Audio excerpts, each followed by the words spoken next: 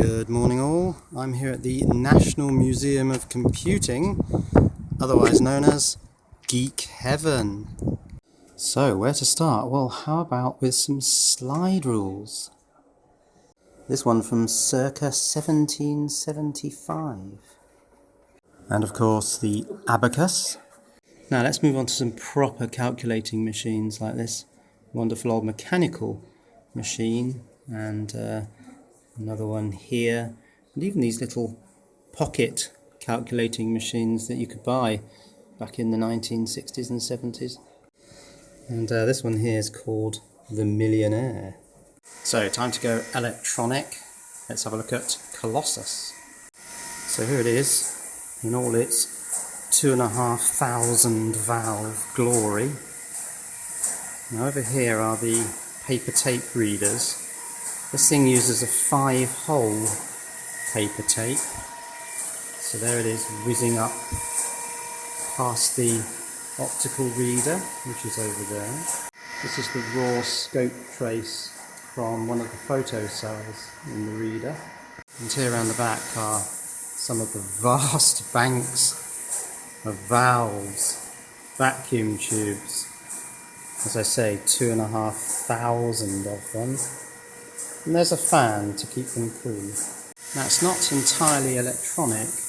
This machine has uniselectors and also relays, banks of relays for memory storage. And I think the clicking there is 1 click for every cycle of the paper tape input code. This thing uses kilowatts of power. And they start the valves up slowly using these variacs so as not to stress the heaters. Now, of course, this machine came about as a result of the need to break the Lorentz code, which was a much more complex code than the Enigma code. It needed much more computing power and it had to be done much faster.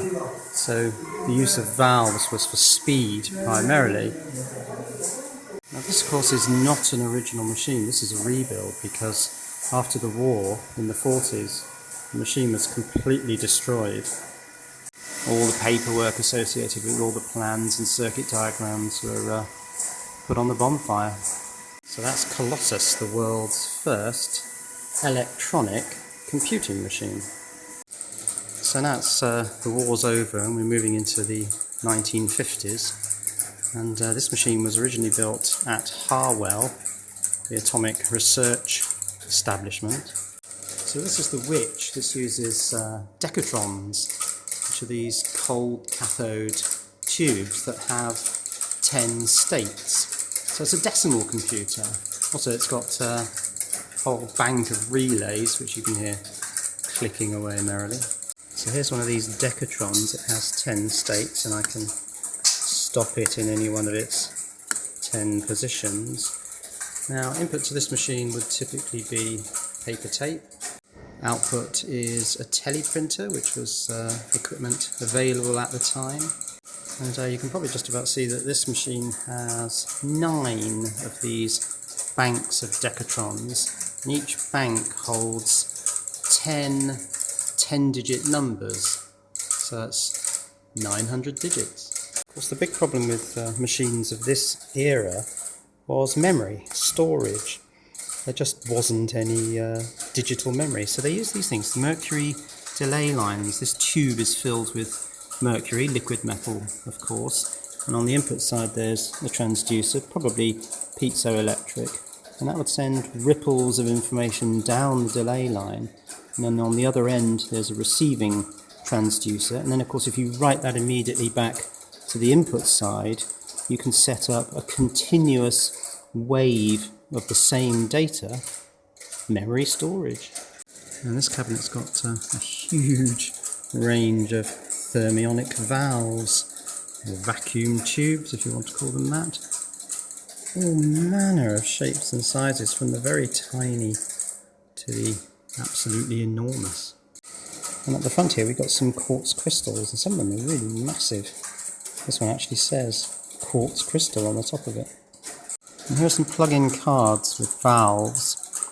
2 valves on the left, 3 valves on the right, a few resistors and capacitors. These look like they would have been simple logic gates, probably, maybe half adders or AND gates, something like that. Now, another way to store data back in these days was on these cathode ray tubes, these storage tubes. These cathode ray tubes were commonly available. They were used in radar systems, and you could write ones and zeros onto that, the phosphor face of the CRT, and then it was read off electrostatically using this metal plate. We've got some original valve racks from a computer called EDSAC. Here it is, the Electronic Delay Storage Automatic Calculator. And they're actually rebuilding a full replica of EDSAC. Here it is, it's not actually up and running yet, but this is a massive valve-based computer. Now I'm told that you can program this in assembly language. Wow, wouldn't that be fun? Now, unfortunately, they've had to make some concessions to modern health and safety rules. This is a very modern power rack, which is going to power this thing. But here are some of the racks of valve-based adding circuits and counting circuits and comparing circuits and all that. So now we move into the transistor era, and this is an Elliott 803 paper tape readers, I believe, here. And here are the processor cabinets. And here's another good use of what was available at the time. They're using 35mm celluloid film as magnetic tape. So there are magnetic heads reading magnetic tracks on this film. And they used it because film was just commonly available at the time. And here's one of the circuit boards from the Elliott. You can see some of the transistors there. OC84.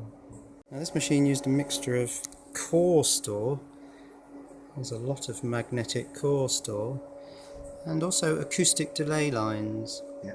Now here's an acoustic delay line. There's a big coil of steel wire and transducers writing pulses into it and transducers reading pulses out of it. And again, here you have to read the output and pass it straight back into the input to keep that data stored. There's some more core store here with some really big ferrite cores, so big you can actually see them. And what are those transistors? AC132, is it? There's a lovely board here with some very, very fine core store on it. That's how close I can get before I lose focus. Not close enough.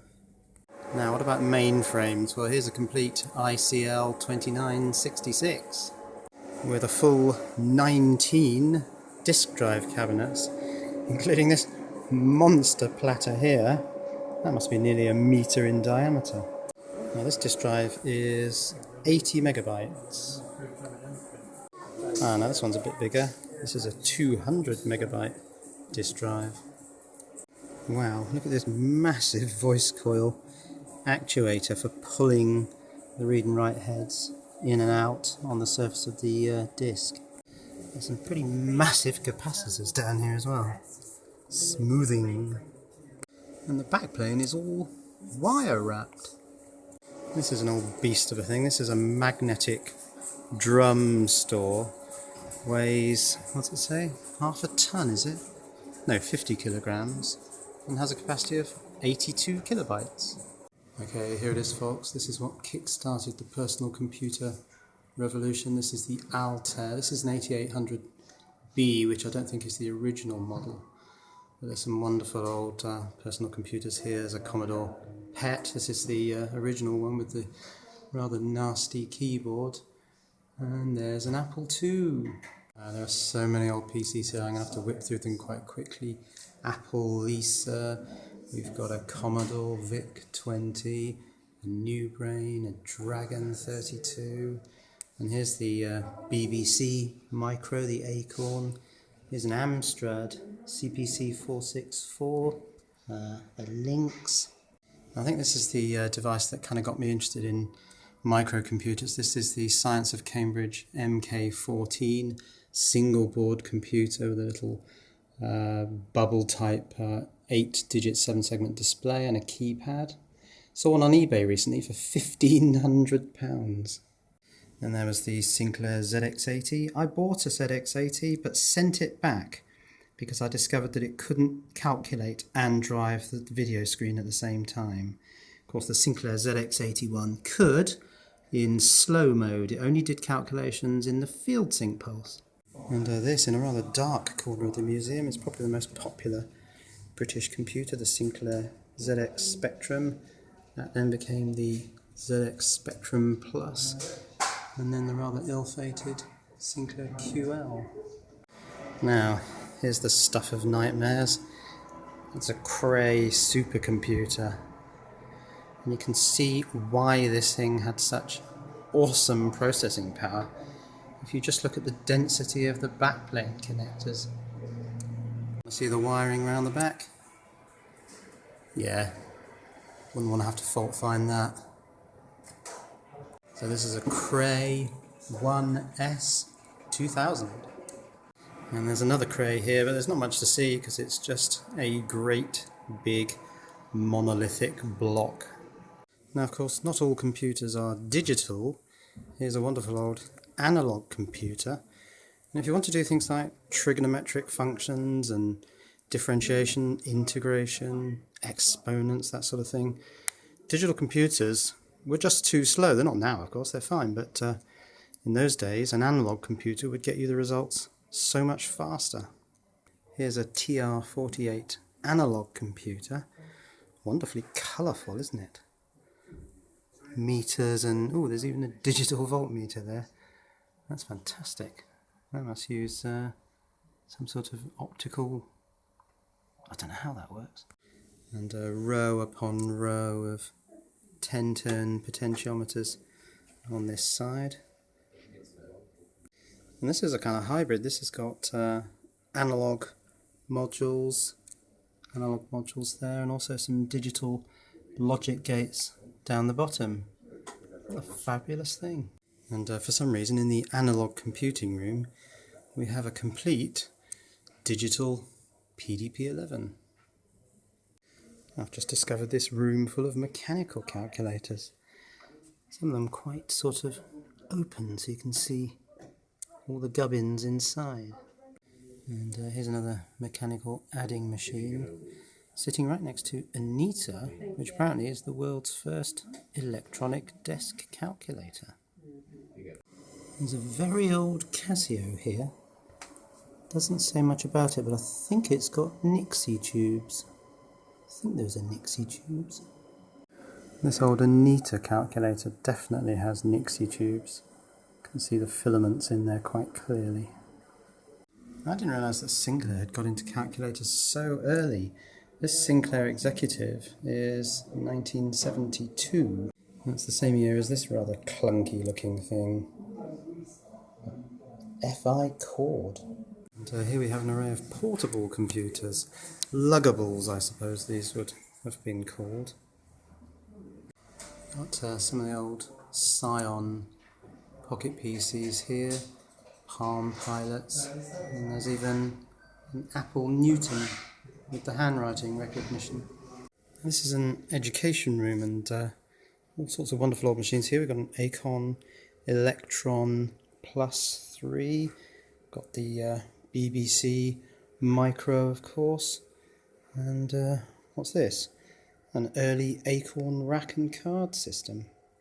Oh, it looks like I've come right up to the present day. Here's a Raspberry Pi. I think this is the new one, isn't it? With the 4 USB ports. And looks like I finally found some electronics. Look at this wonderful Heathkit system. Here's the Scampi, or the SCMP. There's an unopened kit there, and then there's another one down here that's been built up. That's fantastic. Softy. That rings a bell. Looks like some sort of EEPROM programmer microcomputer development system. I can't remember. Well, I've just discovered a magazine archive. Computer Weekly.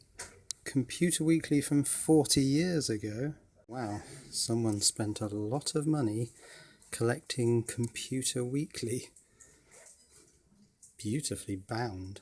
Wireless World. Electronics World. Now of course computer no use these days unless you can connect to other people. So here's the advent of the modem, the acoustic coupler, the lovely old telephone there. And is this Amstrad's ill-fated emailer? I think it is. So that was the National Museum of Computing in Bletchley. Sorry if this video was a bit long, but I can't get enough of this place. Cheerio.